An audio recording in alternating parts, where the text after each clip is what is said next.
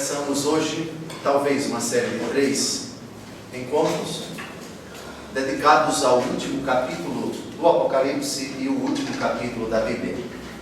É o ocaso de um estudo que já vai demandando quase 3 anos. E foi bom assim, porque mastigamos, no bom sentido, cada versículo e, quiçá, cada palavra desse livro fascinante. E vejam o ápice, o cume, o desfecho desse livro é o desfecho da Bíblia e é o desfecho da história da humanidade. É também o objeto da nossa esperança. A definição de fé na carta aos Hebreus, capítulo 11, versículo 1 é: a fé é a posse antecipada do que se espera e a certeza do que não se vê. Nós estamos estudando exatamente isto, aquilo que não vimos, aquilo que não contemplamos com os nossos sentidos, aquilo que não apalpamos, mas que cremos existe e vai se consumar. Já é uma realidade na glória, realidade da qual nós esperamos participar. Essa visão deslumbrante da glória, que já foi, a partir do capítulo 21, versículo 9, o objeto das nossas atenções, a glória da igreja eterna, a Jerusalém celeste. É aquilo que nós professamos no credo. Creio na vida eterna. A vida eterna descrita por Jesus tem algumas características. A vida eterna descrita pelos apóstolos no Novo Testamento tem determinadas peculiaridades. E dentre as obras dos apóstolos, esta, a de São João, porque escrita em uma linguagem do Antigo Testamento, num gênero literário já conhecido por alguns profetas no Antigo Testamento, tem características muitíssimo peculiares. O céu, a vida eterna, a felicidade sem fim, descrita de uma forma sui generis. Começamos então o capítulo 22, o último do Apocalipse, o último da Bíblia. Ele está na linha de continuidade dessa descrição da glória da igreja eterna, que já começamos a estudar no capítulo 21, versículo 9. Versículo 1. Mostrou-me então o anjo, um rio de água viva, resplandecente como cristal de rocha, saindo do trono de Deus e do Cordeiro. O céu aqui é descrito como um rio de água viva, que sai do trono de Deus. Essa imagem nós já vimos, tanto no livro do Apocalipse, quanto no livro de um profeta, o famoso texto de Ezequiel, capítulo 47. Mas também na narrativa do livro do Gênesis, nós temos algo que nos faz lembrar esse texto. Vamos primeiro ao Gênesis. Por quê? Porque lendo o Gênesis, começo da Bíblia, nós vamos unir o começo ao fim. Gênesis capítulo 2, versículos de 8 a 10. Ora, o Senhor Deus tinha plantado um jardim no Éden, do lado do Oriente, e colocou nele o homem que havia criado. O Senhor Deus fez brotar da terra toda sorte de árvores de aspecto agradável e de frutos bons para comer, e a árvore da vida no meio do jardim, e a árvore da ciência do bem e do mal. Agora vamos a Ezequiel, capítulo 47, versículos de 1 a 2. Conduziu-me então à entrada do templo, eis que águas jorravam de sob o limiar do edifício em direção ao oriente, porque a fachada do templo olhava para o oriente. Essa água escorria por baixo do lado direito do templo, ao sul do altar. Olhem lá o texto de Apocalipse, por favor. Apocalipse 22. Vejam. Fez-me sair pela porta do norte e contornar o templo do lado de fora até o pórtico exterior oriental. Eu vi a água brotar do lado sul. Pule agora, por favor. Pule para o versículo 12. Ao longo da torrente, em cada uma de suas margens, crescerão árvores frutíferas de toda espécie, e sua folhagem não murchará, e não cessarão jamais de dar frutos. Todos os meses frutos novos, porque essas águas vêm do santuário. Seus frutos serão comestíveis, e suas folhas servirão de remédio. Agora, o texto do Gênesis, unido ao do profeta Ezequiel, eis o que dá.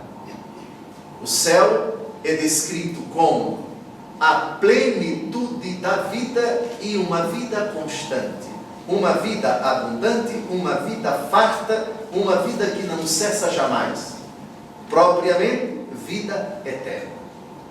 A imagem da água, nós sabemos na nossa experiência, onde tem água tem vida. E vejam que é um rio de água viva. Quem lembra das palavras de nosso Senhor Jesus Cristo, no capítulo 7 do Evangelho segundo João: aquele que vem a mim e crê, rios de água viva jorrarão do seu seio. Lembram disso? Vamos ver daqui a pouco. Então, a imagem do rio evoca vida, água viva. Essas duas palavras, água viva, foram pronunciadas pelo próprio Jesus. Qual foi o diálogo com uma mulher? No Evangelho segundo João, onde o tema recorre, o tema aparece novamente. A mulher procura água, Jesus oferece uma outra água, a samaritana, no capítulo 4 de São João. E vejam que água resplandecente como cristal de rocha. Lembra a ideia de cristalinidade, lembra a ideia de pureza, lembra a ideia do próprio Deus, que é puro, que é vida, e vida que não acaba jamais. Saindo do trono de Deus e do Cordeiro, a vida eterna consiste em contemplar e fazer parte da vida do Pai e do Filho. Esse trono é de Deus e é do Cordeiro. O Cordeiro é Jesus, imolado, aquele que na cruz morreu por nós e ressuscitou. Não por acaso, com o seu corpo já sem vida, o soldado que a tradição chama de Longino, ou Longuinho, a devoção ao São Longo existe de fato, um santo canonizado pela Igreja Católica chamado São Longino, que teria sido o soldado, o militar, que traspassou o lado de Jesus, de onde jorraram sangue e água, rio de água viva, saindo do trono de Deus e do Cordeiro. Os padres da igreja viram unanimemente no sangue e na água que saíram do lado de Jesus uma alusão aos dois, por assim dizer, principais sacramentos: água, batismo; sangue, Eucaristia. A igreja nasce do lado traspassado de Cristo. Muito bem. E João, capítulo 7, agora vamos dar uma olhada. João 7, 38 e 39. Quem crê em mim, como diz a Escritura, do seu interior manarão rios de água viva. Vejam, o texto é de Zacarias e também de Isaías. Mas água viva, vejam, no começo, essas palavras adquirem importância tremenda, porque foram pronunciadas pelo próprio Jesus. Dizia isso, referindo-se ao Espírito que haviam de receber os que crescem nele, pois ainda não fora dado o Espírito, visto que Jesus ainda não tinha sido glorificado. O céu é a glória de Cristo, está glorificado, sentado à direita do Pai, dele, do Cordeiro e de Deus, o Pai, brota esse manancial de água viva, resplandecente como o cristal de rocha. Penso que o versículo 1 está modestamente bem explicado. Passamos para o versículo 2.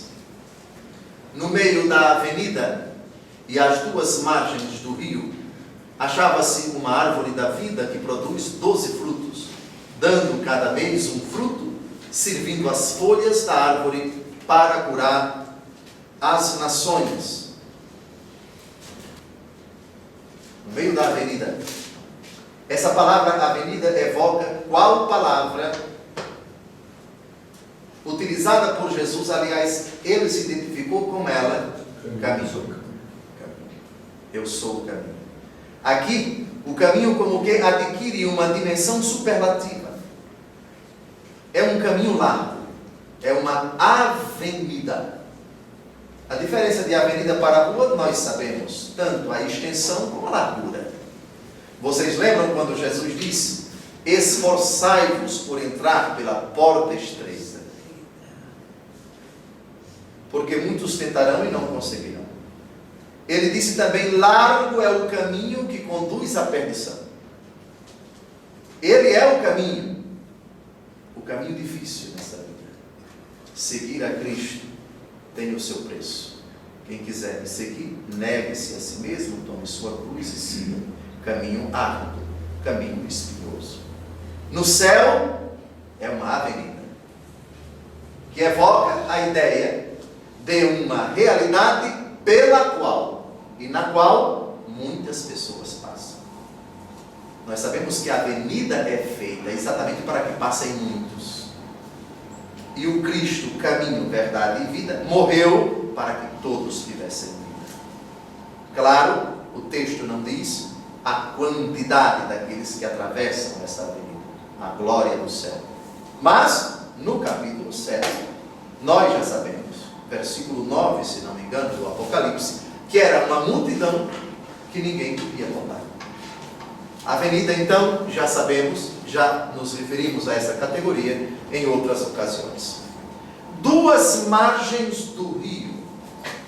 Esse rio é aquele do versículo 1. Nós sabemos que é na margem do rio que floresce a vegetação mais verde, mais tenra, mais abundante. E compreende-se por quê. Ela está perto da água. E onde tem água tem vida. Achava-se uma árvore da vida. No livro do Gênesis, vocês se lembram de alguma coisa que recorda esta palavra, árvore da vida? A própria. O Senhor Deus concedeu ao homem e à mulher poder comer do fruto da árvore da vida. Ou seja, poder viver sempre.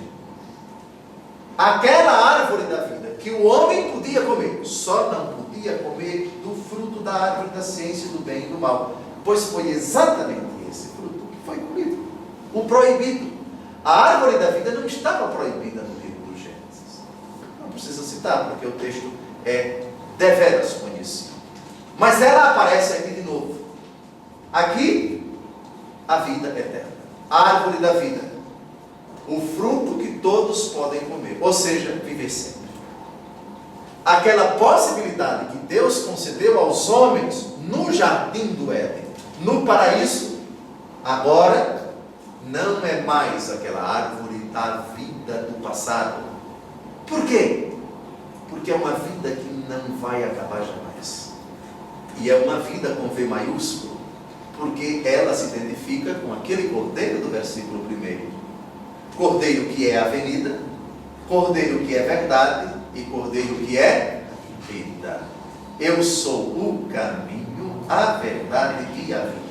Árvore da vida aqui não é mais a árvore da vida do livro do Gênesis, é o próprio Jesus. Vida nossa. Viveremos nele e com ele por todo o sempre. 12 frutos, nós já sabemos que é a mesma ideia do profeta Ezequiel. Voltemos de novo a Ezequiel 47:12. Ao longo da torrente, em cada uma de suas margens, crescerão árvores frutíferas de toda espécie, e sua folhagem não murchará, e não cessarão jamais de dar frutos. Todos os meses, frutos novos. O número 12 aqui não aparece, não precisa, se são todos os meses. Nós sabemos que 12 é o número dos meses do ano. Então, 12 frutos, 12 meses, significa frutos constantes. Não é sazonal. Agora tem fruto, depois não tem. Aliás, quando o Senhor, e aqui é importante dizer aos internautas, que Jesus amaldiçoou uma figueira estava com fome, procurou a figueira e não tinha frutos. E então ele disse, amaldiçoou, nunca mais vão ter frutos. Os apóstolos ficaram assustados. A lição de nosso Senhor Jesus Cristo é exatamente esta. Jesus quis dar uma lição aos apóstolos e a cada um de nós, para que nunca esquecêssemos o texto de Mateus capítulo 5, versículo 16, brilhe a vossa luz diante dos homens, para que vendo vossas boas obras, glorifiquem o Pai que está nos céus. O cristão deve frutificar sempre. Olhando para a figueira, Jesus pensa em nós. E amaldiçoando a figueira, lembram da outra frase que diz que uma árvore boa não pode dar maus frutos e uma árvore má não pode dar bons frutos? Jesus se referia a cada um de nós. Nós frutificamos pelas boas obras. E o cristão é chamado, na fidelidade a Cristo e com a graça de Cristo, a frutificar sempre. Isto é, ele é cristão 24 horas por dia. Ele é cristão 7 dias por semana, 30 dias por mês, 365 dias do ano, ou 366 no ano bissexto, todos os instantes da sua vida. Bem, então, esta afirmação, já sabemos de onde ela foi tirada. Duas margens do rio. O rio é símbolo do Espírito Santo. João capítulo 7 referia-se ao Espírito Santo. A vida eterna é vida no Espírito. Lembram dos frutos do Espírito na carta de São Paulo aos Efésios? O fruto do Espírito é caridade, é alegria, é justiça, etc. 9 frutos. Pois bem, dando sempre fruto, a vida da graça é contínua, é eterna, não acaba jamais. A frutificação nada mais é do que participar da vida de Deus, numa alegria invisível, numa felicidade incomensurável, com palavras que o próprio Apocalipse é muito sóbrio em descrever. Ele prefere descrever a vida eterna com imagens de Ezequiel. E uma imagem que recorre para um país, lembrem-se, um país onde a grande parte dele é um deserto causticante. Hoje é bastante diferente.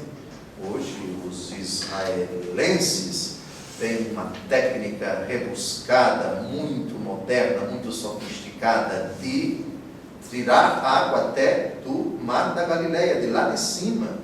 E é um grande produtor de muitos frutos, de muitas verduras, de muitos vegetais, em grande parte desse pequeno estado, o estado de Israel. Mas no tempo de Jesus, era um deserto tamanho família. Falar de água, falar de abundância de alimento, falar de árvores, etc., significa que é a mudança, é o milagre, é a transformação, é completa, é a felicidade completa para uma pessoa do Oriente que mora num país, que habita num país desfavorecido do ponto de vista climático, do ponto de vista agronômico, do ponto de vista geográfico, etc. Então, é essa imagem sóbria utilizada por São João para descrever a vida eterna. Ou seja, vida farta, vida em abundância, felicidade, sem fim. Mas vejam, para curar as nações. Mas, Dom José, e nós já estamos no céu? Curar de quê? Se lá não tem pecado. Se lá não tem nenhuma imperfeição. Como compreender essa expressão? Se lá não há choro, não há tristeza, não há pecado, não há morte, por que São João colocou essas folhas da árvore servem para curar as nações? Alguém ainda vai ser curado lá no céu? Lá no céu ainda vai ter enfermidade? A resposta é dada com uma frase de Jesus. No capítulo 13 do Evangelho segundo Mateus, versículo 15. Vamos dar uma olhada. Mas acho prudente lermos a partir do versículo 10. Mateus 13, de 10 a 15. Os discípulos Aproximaram-se dele então para dizer-lhe: por que lhes falas em parábolas? Respondeu Jesus: porque a vós é dado compreender os mistérios do reino dos céus, mas a eles não. Ao que tem se lhe dará, e terá em abundância, mas ao que não tem será tirado até mesmo o que tem. Eis porque lhes falo em parábolas, para que vendo não vejam, e ouvindo não ouçam nem compreendam. Assim se cumpre para eles o que foi dito pelo profeta Isaías: ouvireis com vossos ouvidos e não entendereis, olhareis com vossos olhos e não vereis, porque o coração deste povo se endureceu, taparam seus ouvidos e fecharam seus olhos, para que seus olhos não vejam e seus ouvidos não ouçam, nem seu coração compreenda, para que não se convertam, e eu os sarei. Ou seja, eu os cure. A explicação, partindo dessas palavras, é muito simples. Esta árvore da vida, que se encontra na glória, que serve para curar as nações, é uma árvore que já está presente na nossa vida. Quem nos cura é o Senhor. Lembrem-se que essa é uma árvore da vida. Lembrem-se também que Jesus é o caminho, a verdade e a vida. Jesus é a árvore da vida. Aliás, a árvore que pendeu no madeiro. Essa ideia da árvore, quando eu for elevado da terra, atrairei todas as coisas a mim, João 12:32. É a árvore da cruz. Nossa esperança, nossa salvação. Lá está a nossa cura. Esta árvore, Hebreus capítulo 13, versículo 8. Jesus Cristo é o mesmo ontem, hoje e o será por toda a eternidade. Pronto. Lembremos-nos também que o Apocalipse descreve a glória para que nós, leitores, compreendamos que a árvore que já se encontra no céu e que lá não precisa mais curar ninguém, porque todos já foram curados, cura aqueles que ainda peregrinam aqui na terra. A árvore que está lá, está aqui. Eis que eu estarei convosco todos os dias, até a consumação dos tempos. Essa árvore, portanto, no céu não cura ninguém. Ninguém precisa de cura no céu. Todos já estão curados, todos já estão puros, todos já estão santos. Ninguém precisa de conversão, ninguém precisa de reparação, ninguém precisa de restauração. Não. Esta árvore que está lá serve para curar as nações. Servindo, vejam lá o verbo, está em que tempo? Servindo. Gerúndio, é o gerúndio? Gerúndio. Muito bem, gerúndio não é um tempo continuado? No céu não tem tempo. Servindo para curar as nações não se aplica aos que estão no céu, se aplica aos que estão aqui. Aqui é sempre bom tomar cuidado em não esquecer que ao descrever o céu, São João descreve com categorias temporais. Eu vi, pretérito perfeito, mas no céu nós sabemos que não tem passado. Só que quem teve a visão é alguém que ainda está no tempo. E ao descrever, descreveu com categorias temporais, para pessoas sujeitas ao tempo também. Então, essa transposição, ela é muito importante para nós compreendermos e não tirarmos conclusões precipitadas, como se no céu as pessoas precisariam correr para essa árvore para se curar de alguma enfermidade. Se é assim, então não adianta, não vale a pena ir para o céu, é melhor ir para o inferno, porque no céu ainda eu vou me curar. Não é nada disso, por favor. No céu não há nenhum vestígio de impureza e de imperfeição, moral ou física. Lembrem-se, por favor, do capítulo 21, por favor, vejam no versículo 4, Apocalipse 21, enxugará toda lágrima de seus olhos, não haverá morte, nem luto, nem grito, nem dor, porque passou a primeira condição. Está claro? Está claro? ninguém vai adoecer no céu, ninguém vai entrar na fila do INSS, ninguém vai ser operado, não vai precisar de nenhum plano de saúde, não vai precisar de nada disso. Esta cura se refere àqueles que ainda estão sujeitos ao tempo. Porque a árvore da vida que está aqui, e Cristo cura nossas feridas, é aquele que já está no céu. Só que os que estão com Ele já não precisam mais de cura. Nós é que precisamos, que ainda estamos sujeitos ao tempo. Muito bem. Versículo 3. Não haverá aí nada de execrável, mas nela estará o trono de Deus e do Cordeiro. Seus servos lhe prestarão culto. Antes de dizer uma palavra sobre as principais expressões desse versículo, eu queria um pouco de espiritualidade aqui em cima.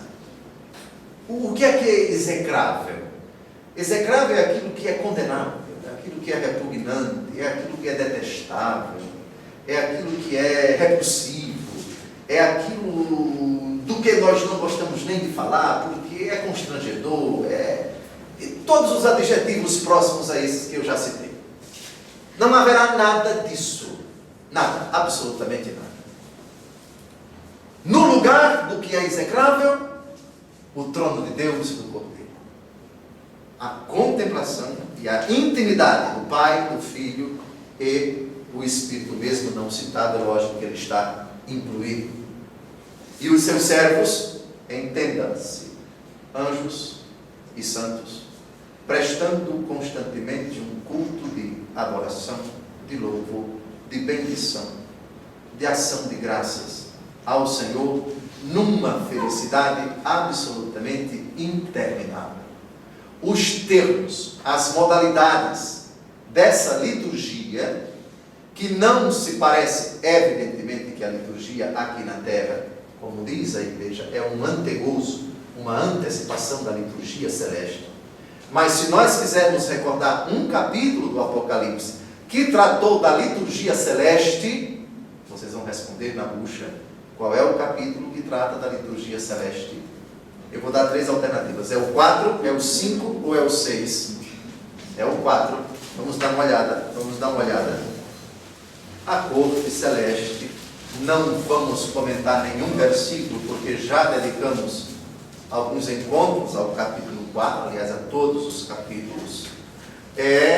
Aí está esse culto.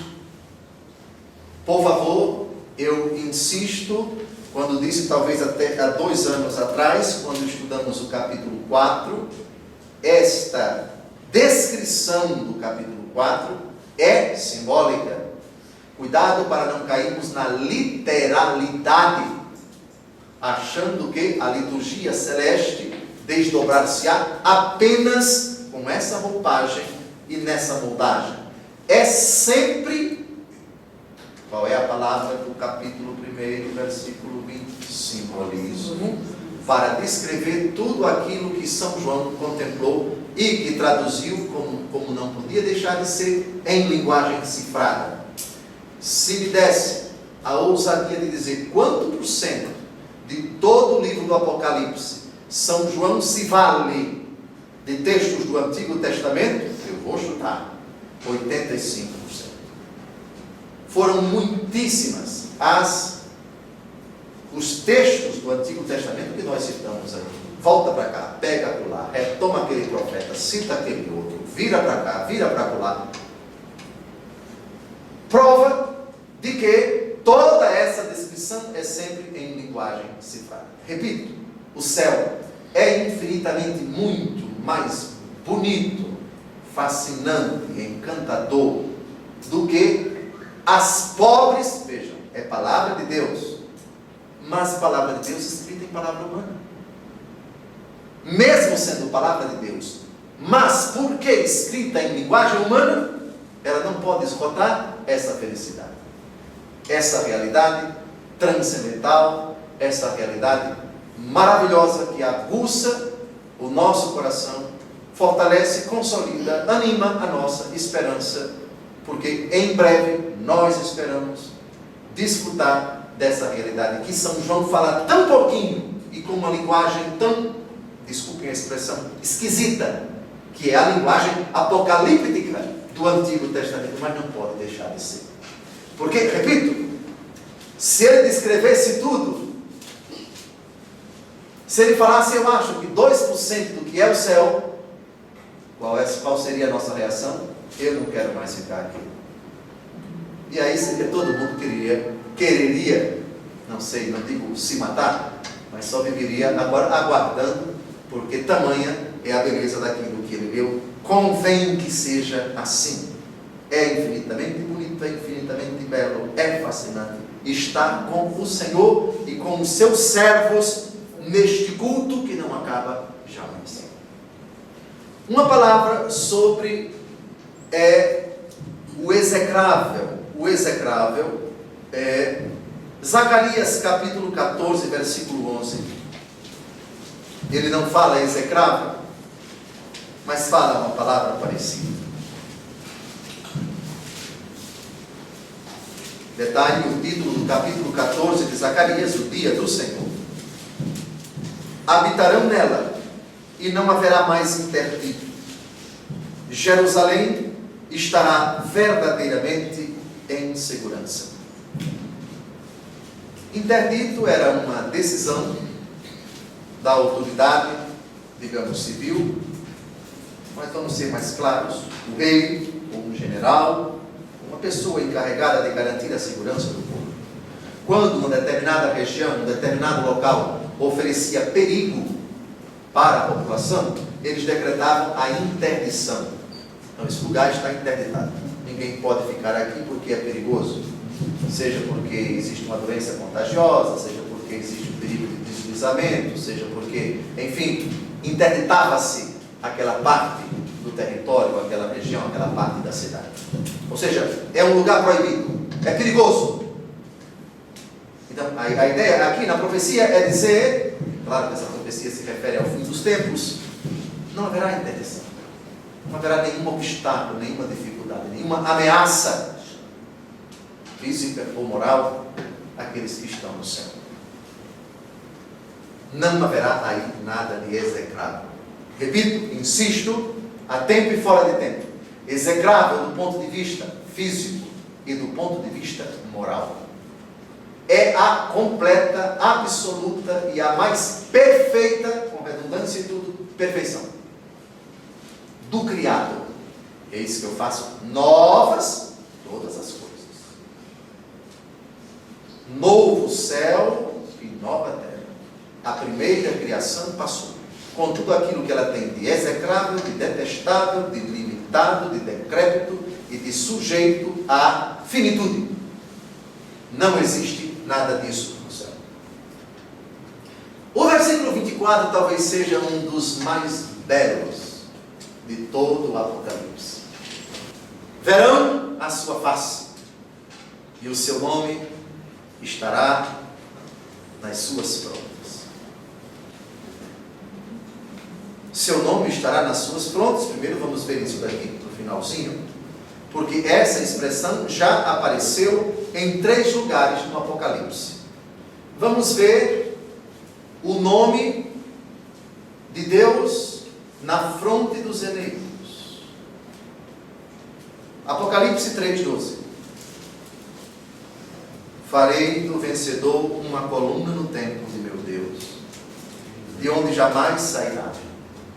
Escreverei sobre ele o nome de meu Deus e o nome da cidade de meu Deus, a nova Jerusalém, que desce dos céus, enviada por meu Deus, assim como o meu nome novo. Impregnar o nome era uma prática muito comum dos construtores de edifícios, de templos, de fóruns, de santuários, etc. Erigia-se o templo, como nós fazemos hoje com a posição de uma placa. Esse edifício foi reformado ou construído durante o governo de fulano, durante a gestão de cicrano. Os antigos não tinham placa. Eles cunhavam na própria pedra. Ainda hoje, a gente percebe isso nos templos antigos. O que significa marcar na pedra? Significa dizer que essa impressão, ela passa a fazer parte dessa realidade física. Isto é, até agora era uma coluna, era uma parede. Agora que nessa parede foi cunhado um nome, o nome faz parte da parede. Isto é uma realidade intrínseca à parede ou à coluna, porque o nome está cravado ali. Então, a ideia, nós já vimos isso quando estudamos o capítulo 3, versículo 12: farei uma coluna no templo do meu Deus, isto é, um monumento de onde jamais sairemos do céu. Escreverei sobre ele o nome de meu Deus, isto é, a ideia, a imagem é, Deus está impregnado na sua vida, de tal forma que já não se pode dizer aqui é você e ali é Deus. Não é uma realidade panteísta, não é que Deus assume a natureza do homem e o homem deixa de ser criatura e Deus deixa de ser Deus e passa a ser criatura. Não é nada disso. Mas naquele sentido de São Paulo, eu vivo, mas já não sou eu que vivo, é Cristo que vive em mim. Está claro? Está claro? É uma impregnação de tamanha grandeza, Deus em mim e eu em Deus, completamente. E isso é uma felicidade que não vai acabar jamais.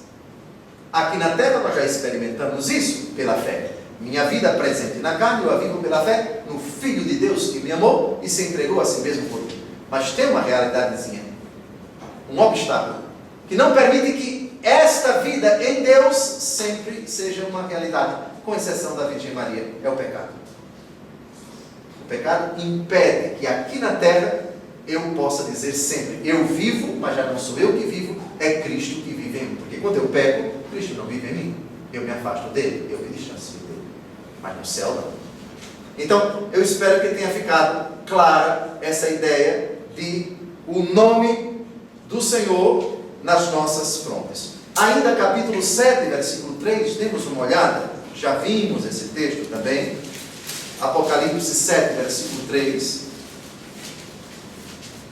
Não danifiqueis a terra, nem o mar, nem as árvores, até que tenhamos assinalado os servos de nosso Deus em suas frontes.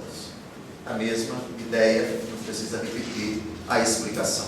E finalmente, capítulo 14, versículo 1, eu vi ainda, o cordeiro estava de pé no monte Sião, e perto dele 144.000 pessoas que traziam escritos na fronte o nome dele e o nome do meu Pai.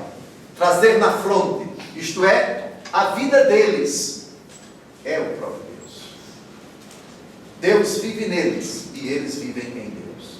Eu vivo, mas já não sou eu que vivo, é Cristo que vive em mim. Penso que essa frase de São Paulo é a que mais ilustra essa ideia de cravar o nome do Cordeiro, o nome de Deus, na fronte dos eleitos. A propósito, eu peço a vocês que deixem impregnada esta afirmação do apóstolo Paulo: eu vivo, mas já não sou eu que vivo, é Cristo que vive em mim. É Gálatas capítulo 2, versículo 20. Eu vivo, mas já não sou eu, é Cristo que vive em mim. É uma marca, é um selo, que é o próprio Cristo que vem habitar em nós. Bem, e finalmente, deixando por último, verão a sua face. Nós contemplaremos o Senhor face a face. Para sempre. Nós que cremos em Jesus e nunca enxergamos nada dele. Não sabemos o tamanho dele. 1,75 m, 1,69 m, não interessa. Sabemos que nós contemplaremos a ele face a face. E ele é de uma beleza fulgurante. Não vi, mas creio. Veremos o Pai, que não tem corpo, na pessoa do Filho. Lembram do capítulo 14, quando Filipe disse: Senhor, mostra-nos o Pai, Isto nos basta. O que é que Jesus responde? Vamos lá. Quem me vê, vê o Pai. Vamos ao capítulo 14 de São João. Disse-lhe Filipe: Senhor, mostra-nos o Pai, e isso nos basta. Respondeu Jesus: há tanto tempo que estou convosco e não me conheceste, Filipe. Aquele que me viu, viu também o Pai. Como, pois, dizes, mostra-nos o Pai? Não credes que eu estou no Pai e que o Pai está em mim? Pronto. Contemplando Jesus, veremos o Pai. Porque o Pai está em Jesus e Jesus está no Pai. Quem vê Jesus, vê o Pai. Aqui na terra, nós vemos Jesus pela fé. Portanto, em penumbra. Lá, veremos face a face. Aliás, a ideia do face a face aparece no primeiro livro da primeira carta de São João. Por favor. Capítulo 3, versículo 2. Quem já não padeceu prazerosamente dessa curiosidade? Mas como era o rosto de Jesus? A face de Jesus? O corpo de Jesus? O semblante de Jesus? Em quem eu vou ver o Pai? São João atende essa expectativa dizendo, 1 João capítulo 3, versículo 2: Caríssimos, desde agora somos filhos de Deus, mas não se manifestou ainda o que haveremos de ser. Sabemos que, quando isto se manifestar, seremos semelhantes a Deus, porquanto o veremos como Ele é, sem a mediação da fé, sem a mediação das palavras do bispo auxiliar, sem a mediação da Bíblia, sem a mediação do sagrado, sem a mediação da Eucaristia, sem a mediação dos sinais sacramentais, sem a mediação da igreja. Vai ser uma visão imediata. Que maravilha! Muito em breve, nós esperamos desfrutar desta realidade fascinante, encantadora, que é a vida em Deus, a vida com Deus. Versículo 5. Já não haverá noite, nem se precisará da luz de lâmpada ou do sol, porque o Senhor Deus a iluminará, e hão de reinar pelos séculos dos séculos. A ideia já apareceu no Apocalipse. Volte ao capítulo anterior.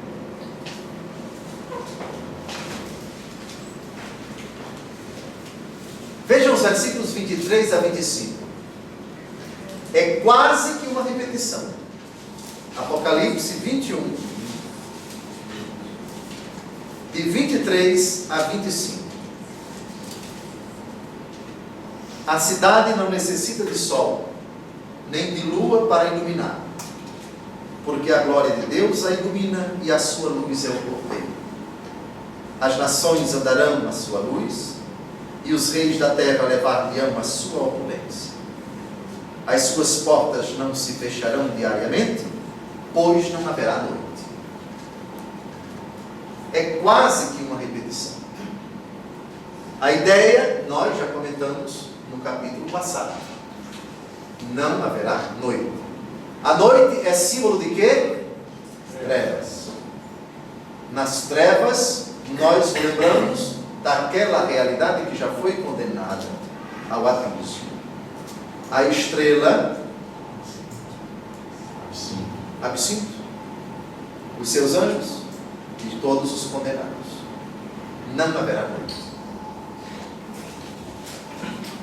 Nem precisará de luz de lâmpada ou do sol. Lâmpada, algo criado pelo homem. Sol, um astro criado por Deus. Todas essas luzes são absolutamente desnecessárias.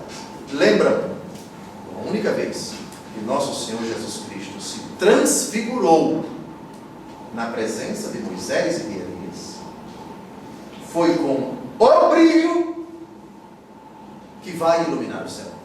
O Senhor Deus a iluminará. Quando Jesus diz em João 8,12, eu sou a luz do mundo, quem me segue não andará nas trevas, mas terá a luz da vida. Ele se refere a essa luz que, mesmo que não apareça com a intensidade perceptível pela nossa visão, a única exceção foi o que aconteceu no monte, que a tradição chama de Tabor, mas é uma luz já, de fato, intensa. Brilhe a vossa luz diante dos homens, para que, vendo vossas boas obras, glorifiquem o Pai que está nos céus. Mas o pecado, enquanto estamos caminhando até a hora da morte, ofusca esse brilho. Mas no céu não. No céu, Deus a iluminará. E hão de reinar pelos séculos dos séculos. Reinar para sempre é uma ideia que já apareceu no Apocalipse. Capítulo 20, versículo de 4 a 6, porque é um texto que já apareceu, não vamos explicar, nós já sabemos o que significa. Apocalipse 20, de 4 a 6. Vi também tronos, sobre os quais se assentaram aqueles que receberam o poder de julgar. Vejam, no dia do juízo final, nós vamos julgar com Jesus, porque nós vamos reinar com Jesus. Ele é o rei, e nós reinamos nele e com ele. Ele é o juiz, e nós julgaremos com ele e nele. Isto é, Jesus pronuncia a sentença, e nós dizemos amém. Entenderam em que sentido nós julgamos? Ou seja, é verdade o que tu estás dizendo. Nós concordamos, nós ratificamos, nós assentimos, porque estamos em ti. Claro, é nesse sentido. Então vejam, nós recebemos o poder de julgar. Mas Jesus disse, não julgueis para não serem julgados. Jesus se refere ao juízo pecaminoso, ao juízo no pecado, ao juízo na mentira, ao juízo temerário, ao juízo não fundamentado, ao juízo preconceituoso. Mas o juízo, na verdade, que é ele, recebemos o poder de julgar. Eram as almas dos que foram decapitados por causa do testemunho de Jesus e da palavra de Deus, e todos aqueles que não tinham adorado a fera ou sua imagem, que não tinham recebido o seu sinal na fronte nem nas mãos. Eles viveram uma vida nova e reinaram com Cristo por 1000 anos. Está ali. Hão de reinar pelos séculos dos séculos. Reinar é triunfar, é exercer a supremacia do poder, é estar acima de todos. Participar da vida de Cristo é reinar com Cristo, é reinar participando da realeza de Cristo. Então, quando um protestante diz, vocês católicos dizem lá no 5º mistério glorioso, na recitação do texto, nesse mistério contemplamos a coroação de Nossa Senhora como rainha do céu e da terra. Onde é que está isso na Bíblia? Ali. Olha para ali. Está ali. Pronto. Está ali Nossa Senhora reinando. Ela não somente ela que reina. Todos nós vamos reinar. Dizer que Nossa Senhora foi coroada é simplesmente dizer que o Apocalipse se cumpriu na vida dela. Ela reina com Cristo, como todos os eleitos reinam com Cristo. Coisa mais fácil do mundo. Muito bem. Para concluir, o versículo 6. Permitam-me a autorização para não comentar esse versículo, porque dei uma olhada na disposição do capítulo 22. O versículo 6 começa o epílogo. Acabaram as visões. Do versículo 6 até o final, não é mais visão. É como se São João tivesse voltado ao seu estado normal. Porque agora vai ser um monólogo. O anjo e, digamos assim, as últimas instruções. É o arremate do livro. Acaba no versículo 5 a série de visões. Do versículo 6 ao versículo 21, não temos mais visões.